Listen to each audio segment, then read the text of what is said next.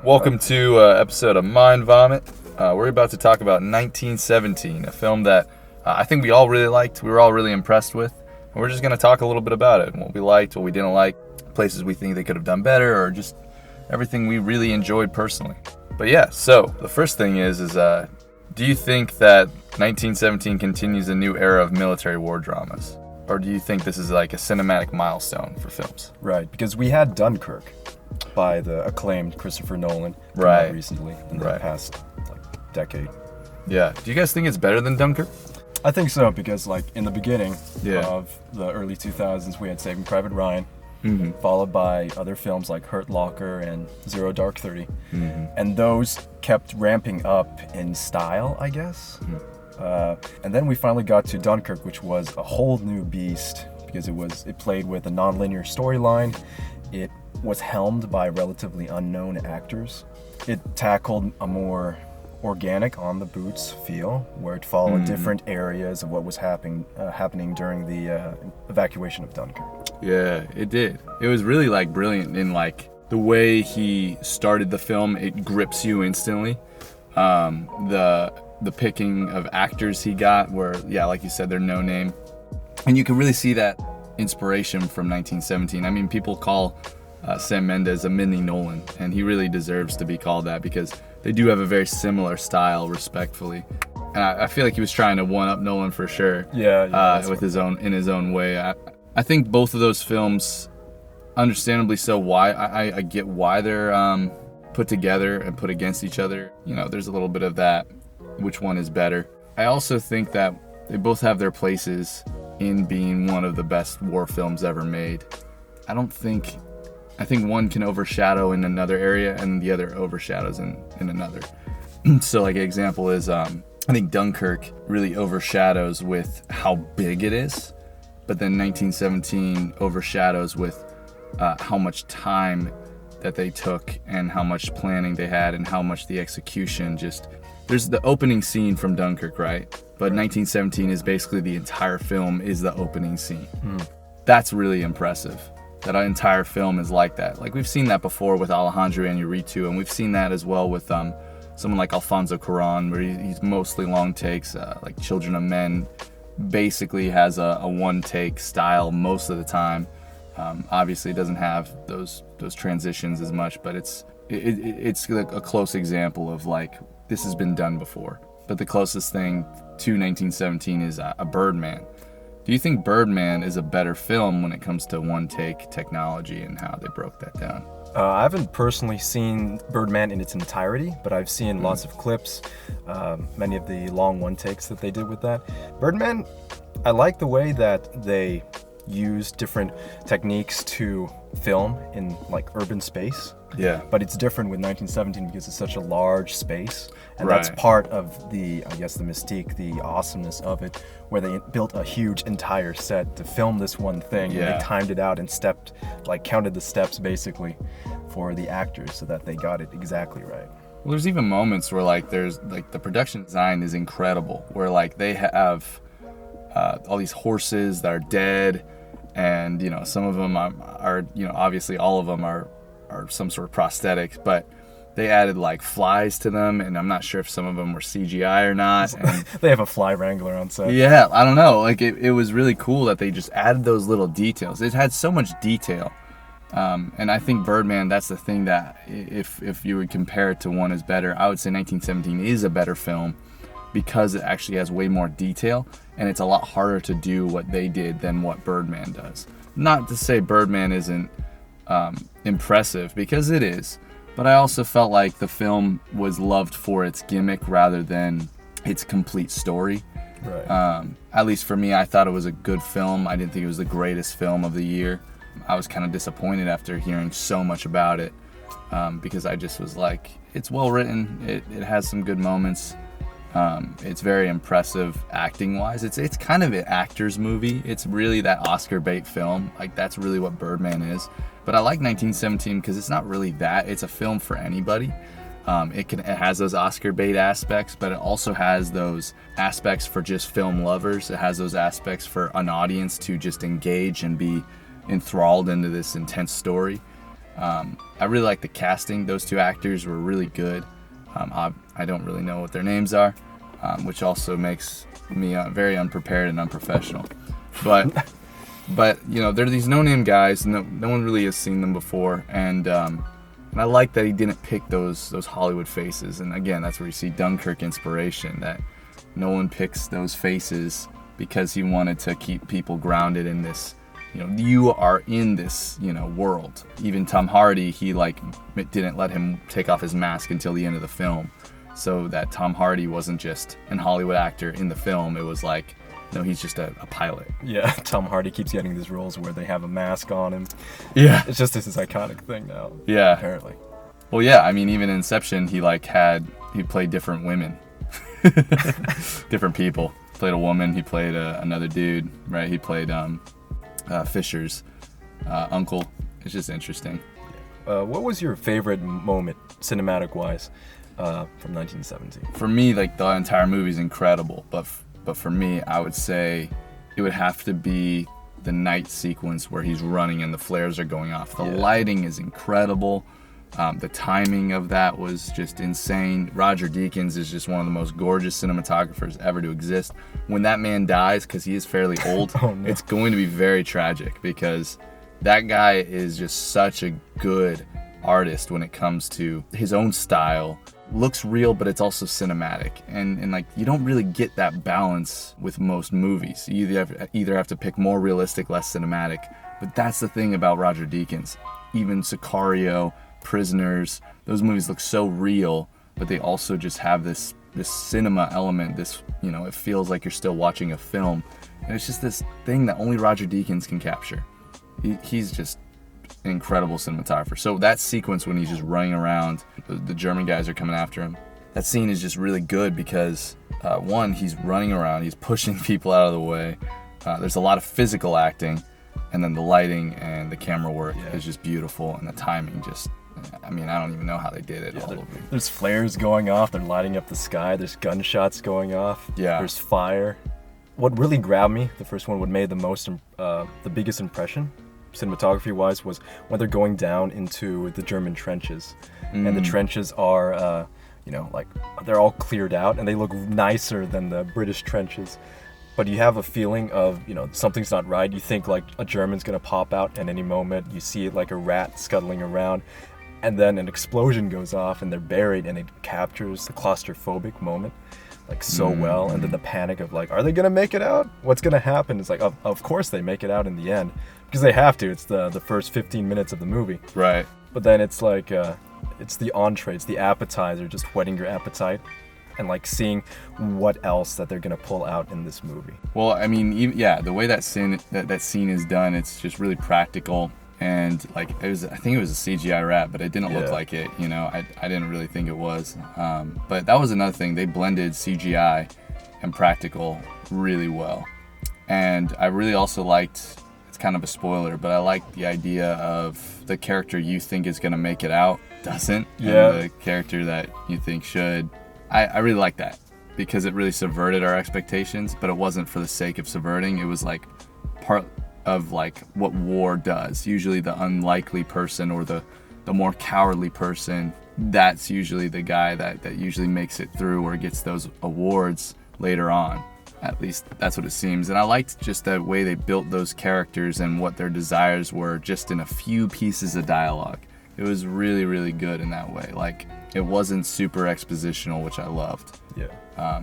Sam Mendes was smart, where he was let's not do exposition. And because so many war movies have the cliche, we got to build the characters, here's the stereotypes, here's this, here's that.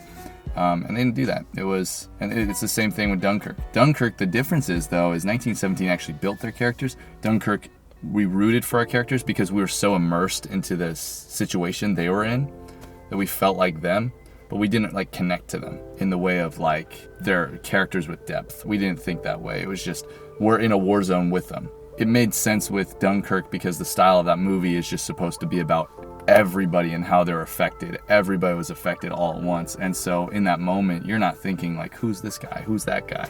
You're just going, okay, this is what's happening in our lives. We're both riding along. Yeah. For Dunkirk and 1917, we're kind of tracking with these people. But I think 1917, you're more invested with the two characters because you're with them every single step. You're basically part of the adventure, and that's what I liked about it. Yeah, absolutely. Did you find any problems with the movie?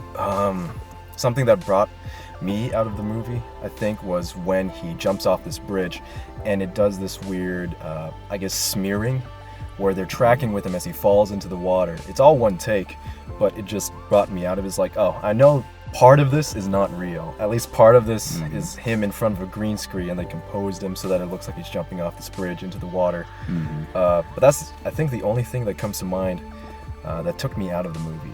The first scene when he does it, it's when they're walking around, like I said, with the horses, and they jump down this little manhole area, or I guess foxhole area.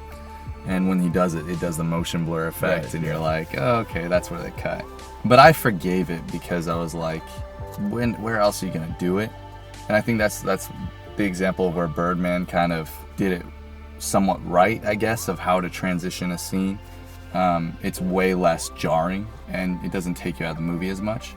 But it's really forgivable because you understand there has to be some moment, and it's not like a horrible, like terrible looking moment.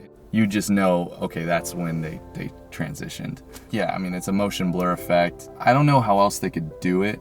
It never cuts away from the characters. It never moves away from them. There's not always a wall in front of them that you go, okay, that's where they cut. You know what I mean? There are moments where they probably did that. There's moments where I could probably pick out where I was like, that's a shot. I think the shot where it's moving and it shows all the guys just pissing on the side of that building, and then you find out all these soldiers are right there. Yeah. I was like, okay, I'm guessing that's a transitional scene. But that's what's cool. I didn't know for sure. I was like, that probably is. But I don't know, you know? I didn't see all the behind the scenes to know which ones were and which ones aren't. I can't wait to get that on DVD and figure out if they even are going to tell us that. Or are they going to keep it a trade secret? Sam Mendes will go to the grave. It's like, don't tell anyone how we did this exactly. Gotta keep mysterious. A magician never reveals his secrets. What do you think of like the time length of 1917 and how it plays with time almost? Because for me, it didn't feel long. It didn't feel like how Saving Private was long or how Dunkirk was long. It didn't feel like a super long journey. It felt like a snapshot, but you were in the snapshot all the way. I think it's because there's a moment where he gets knocked out. Right. And I think that's where it's like kind of skips time for you a little bit. Yeah. The scene when they're in the truck, I was like, so they're not going to cut. How are they going to do this? I'm not as interested in any of these people. Am I supposed to get to know these people? And then they like hit a situation and then you're like, okay, he has to get out. I liked the length of the film a lot. I thought it was the perfect length. I didn't feel it at all. And I didn't feel cheated where I was like, man, I wish I had more time. It didn't feel rushed. It was like the perfect length. I don't know, there was this part of the way he directed it where he made sure that you felt the story length, but you didn't feel it being an audience member. I think it's just because of that cut in the middle. I think because it never happens, like we never got a cut throughout the entire film. When he gets knocked out, it's like, okay, now it just feels like 16 hours you were with him. Right. You know what I mean? It's also the way action is, right? And when it's an action movie, you have the action affect the story. So as the characters are moving throughout the action scenes, at the end of the day, it's leading the story along. Like that's why Captain America Winter Soldier is like a really, really well-paced action film. There's moments where every time the action scene hits, it's leading them to the next scene. It's not interrupting the scene. Right. And I think that's the difference with like great action films and films that have action and they don't know why. It doesn't serve the story. That's why Michael Bay movies are really monotonous and exhausting. Right. Because they just don't serve the story. Yeah. What I liked about 1917 too, like you were talking about the way that they paced the story, I kind of picked out that Sam Mendes kind of based the story on upbeats and downbeats, right? Basically, an upbeat in a story is where something good or something fortuitous happens to the character. You know, like he gets some sort of aid or he makes a discovery, and a downbeat's like a fight or something drastic happens to the character, right? So I saw that a lot in 1917. They never missed those upbeats or those downbeats. Like the upbeat is like they find that farm, right? They're getting closer and closer to their goal. Downbeat is that the plane crashes. The upbeat is they find the German pilot alive and they're going to try to save him. But then the downbeat hits when the German guy stabs one of the dudes. Spoilers. I'm sorry, probably gonna cut that out. Michael Bay. The problem with Michael Bay, I think, why his stuff doesn't work is that it's usually downbeat, downbeat, downbeat all the time, and then upbeat, upbeat, upbeat, nothing. Yeah. Another upbeat, and then downbeat, downbeat, downbeat. Mm-hmm. It's like it's. There's no rhythm. Yeah, there's no rhythm. There's no actual beat to the story points. It's just something that's happening for a long span of time. And you get something good, then get a whole lot of bad, get a whole lot of good, and it just becomes monotonous, like you said. Yeah, I mean, speaking of rhythm, the soundtrack is really great too. Yeah. And that serves the story as well. And like that's the thing too, is like film is a conversation, and just like in conversation there's rhythm. And so there's an aspect of music to life, and there's an aspect of music to film, obviously. But there's also like rhythm within the film that's not even music going on, like how the shots are cut back and forth. That is a type of rhythm that you have in each scene. In this case, right, it's a little bit different. It's more about how is it moving forward the entire time, how is it moving, throughout the scene. And Sam Mendes constantly kept that rhythm, like you said. There's a downbeat, there's an upbeat. And that's the thing, when something spikes our emotional receptors positively and negatively, it puts us on an emotional roller coaster, and it gets us more invested. And like that's just the way it works, like with film, with music, with anything. If you put our emotions in a little roller coaster, even with friendships or relationships, it puts us in a place of more investing and more like feeling like we're gonna win. It puts us in a space of also stress and anxiety, but when there is that high point, it really feels good. And that's why 1917 feels that. You feel like the characters that the actors are portraying, this stress, this anxiousness, this fear, but there's this rhythm throughout that, they're going through this up and down roller coaster. So when he finally gets there, you feel exactly like him. You're like, oh, man, it's a relief, you know? And that's a brilliant thing about when directors decide to actually follow that rhythm. It's satisfying. I think that's a thing that some directors just want to subvert without satisfying the audience, and I think that's sometimes just it's not necessary. If you're going to subvert, do it in a way that's going to be more satisfying than what they would expect. Something like David Fincher does, where we think we're getting a certain movie, but instead we get a totally different film. Right. But it's even more satisfying than we thought it was going to be. And I think that's the problem with a lot of films these days, or art house movies, is they don't really have a lot of satisfaction at the end, because they don't really follow giving an audience satisfaction. And everybody has their reasons, but what I like about 1917 is it gives us that ending. I would be really disappointed if he didn't make it at all, and everyone just dies, and you just have to like deal with that. And it's like, well, that's the realistic story, and you're like, well, sure. But at the same time, this also could happen this way. Film can be the alternate way of something happening. That's why I liked Once Upon a Time in Hollywood. That movie really subverted our expectations. We were all waiting for Charles Manson to just kill Sharon Tate.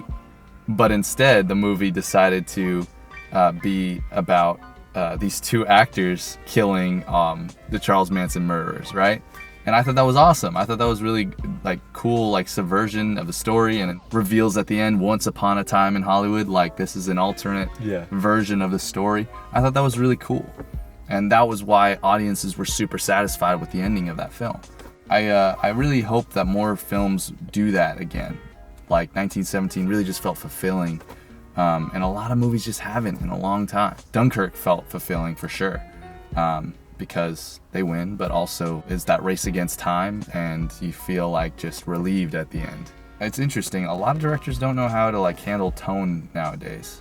And the thing is if you don't handle your tone, it's not gonna, your energy in your film is gonna be like, it's gonna be off balance, and it's gonna have off rhythm. And I don't think a lot of like filmmakers or artists think of film in a music thought process, but I think we should.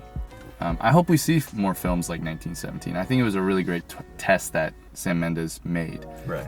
This was a really incredible achievement in filmmaking, and I really hope he wins a lot of awards for it. At the very least, Best Director, Best Cinematographer for Roger Deakins. It would be cool to see Best Picture, probably, but I just don't think that's going to happen. I think it's probably going to be Once Upon a Time in Hollywood, just because Hollywood's very biased, and they love movies about movies. So I feel like that's probably gonna win. But I just really hope we get more movies that actually have that consistent rhythm and tone. This will for sure be on my top 10. You know, I don't think it's gonna change that. Yeah. This is an incredible film. Well, thanks for watching. Let us know what you guys thought of 1917, or also the films that came out this year. What are your favorite ones? What are the ones that you thought maybe could have been better? Are you excited for the Oscars this year? I'm actually really happy with what's nominated. Though Uncut Gems isn't nominated, it is what it is. But anyway, thank you so much for watching. Let us know what you guys thought of the video as well. If you want to check out more of our stuff, please like and subscribe and click on the links below and see what we have to offer. This has been David and Josh, and you just stepped out of our minds.